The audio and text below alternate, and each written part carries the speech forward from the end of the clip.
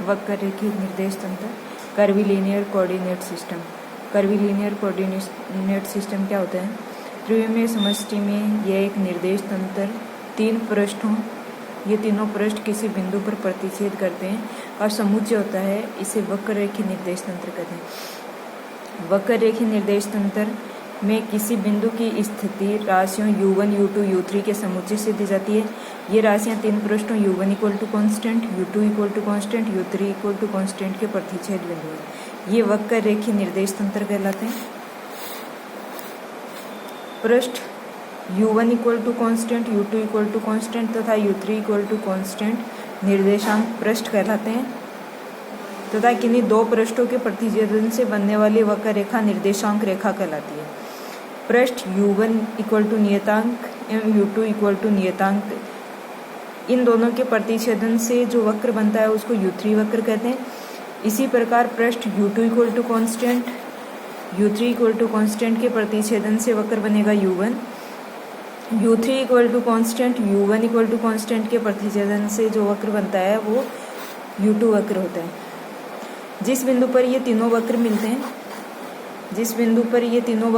हैं, ये वाला u1 वक्र, u2 वक्र और u3 वक्र, तीनों वक्र जिस बिंदु पर मिलते हैं उस बिंदु से अगर स्पर्श रेखाएं खींची जाएं, वक्र पे स्पर्श रेखाएं खींची जाएं तो ये निर्देशांक एक्सिस कहलाती हैं। ये u1 एक्सिस, ये वाली u1 एक्सिस, ये u2 एक्स और ये u3 एक्स। नेक्स्ट, वक्र रेखीय निर्देश तंत्र का एक टाइप है लंबिक वक्र रेखीय निर्देश तंत्र, ऑर्थोगोनल कर्वीलिनियर कोऑर्डिनेट सिस्टम। किसी वक्र रेखीय निर्देश तंत्र के निर्देशांक पृष्ठ परस्पर अभिलंबित हों। अगर u1 equal to constant, u2 equal to constant, u3 equal to constant, ये तीनों पृष्ठ एक दूसरे के लंबवत काटें तो ये लंबिक वक्र रेखीय निर्देश तंत्र कहलाता है। हम किसी बिंदु के निर्देशांक लंबिक वक्र रेखीय निर्देशांक कहलाएंगे। इस तरह का जो निर्देश तंत्र है उसमें निर्देशांक अक्ष परस्पर अभिलंबित होते हैं।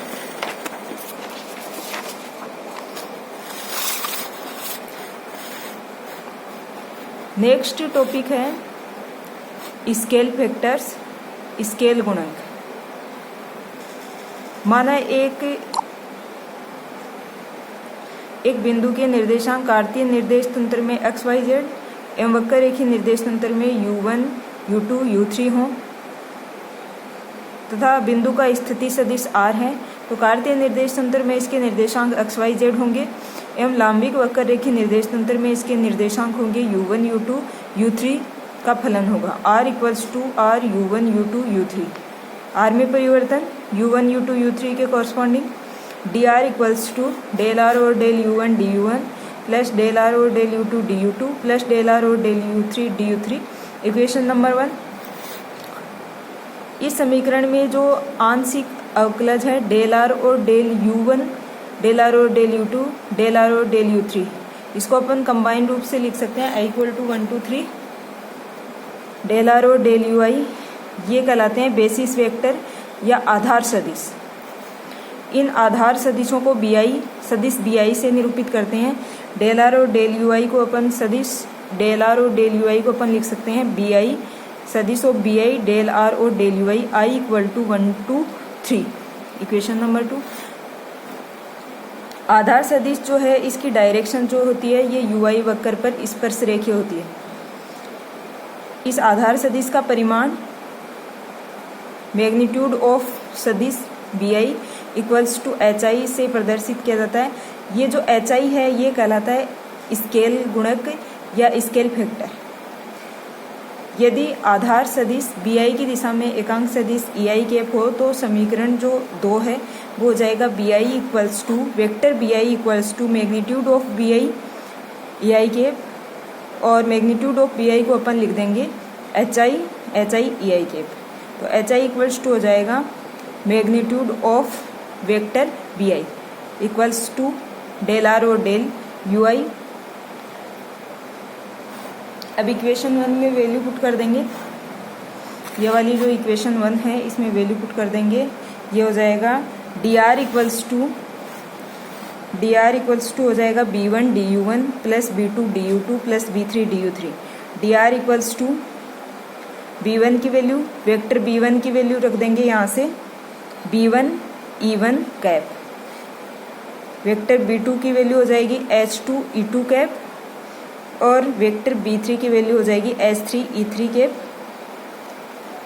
इसको अपन कॉम्पैक्ट फॉर्म में लिख सकते हैं, D R equals to I equals to 1 2 3 del R और del U I D U I, या फिर लिख सकते हैं D R equals to I equal to 1 2 3 vector B I D U I, या फिर D R equals to vector B I को लिख सकते हैं I equal to 1 2 3 H I E I cap D U आई।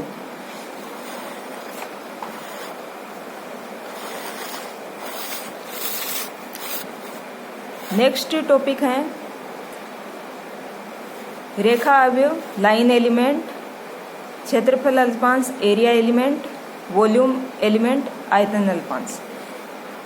जो इक्वेशन अपन ने अभी निकाली है D R equals to I equal to 1 2 3 H I E I cap D U I, इसमें दोनों तरफ डी आर से डॉट प्रोडक्ट अगर अपन करें तो D S square equals to D R dot D R. D R का जो मैग्नीट्यूड है वो कहलाता है रेखा अवयव या line element. D S square equals to D R dot D R, D R का डी आर के साथ डॉट प्रोडक्ट करेंगे, D S square equals to आ जाएगा, ये डी आर की वैल्यू पुट कर देंगे, और D S square equal to I J equal to 1 B I dot B J D U I D U J. वक्र रेखी निर्देश तंत्र क्या है? लांबिक है। लांबिक है तो बी आई और बी जे जो हैं वो एक दूसरे के लंबवत काटते हैं। B I dot B J मतलब I not equal to J की कंडीशन में क्या हो जाएगा, B I dot B J equals to 0, और बाकी सभी कंडीशंस के लिए B I dot B J equal to B I square, I equal to J के लिए, या फिर इसको लिख सकते हैं H I square. D S square की वैल्यू हो जाएगी B I dot B I D U I D U I. I not equal to J वाली कंडीशन जो है वो 0 हो गई पहले ही। D S square equals to हो जाएगा I equal to 1 2 3 H I square D U I square.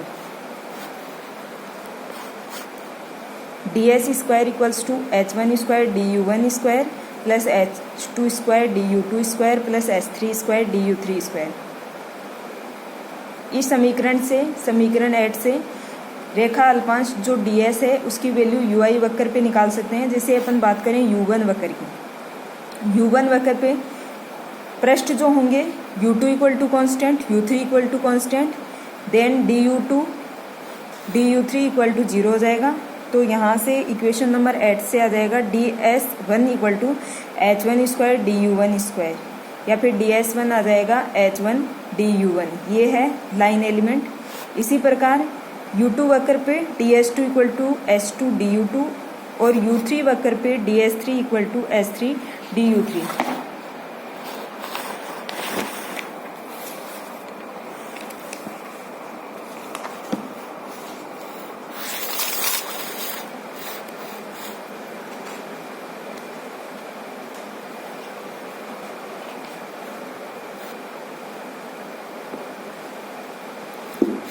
अब ds1 ds2 एवं ds3 जो तीनों लाइन एलिमेंट हैं उनसे आयतन अल्पांश निकाल सकते हैं अपन, volume element. d2 equal to ds1 ds2 ds3, ds1 ds2 ds3 की वैल्यू पुट कर देंगे तो d2 आ जाएगा h1 h2 h3 du1 du2 du3। इसी प्रकार ds1 व ds2 रेखा अवयवों से बने पृष्ठ अल्पांश का क्षेत्रफल क्या हो जाएगा, ds1 into ds2 equal to h1 h2 du1 du2, या फिर i और j के लिए अगर अपन निकालें तो ds ij equal to h i h j dui duj i equals to 1 2 3। इस तरह से तीनों कोऑर्डिनेट्स के लिए एरिया एलिमेंट निकल जाएगा।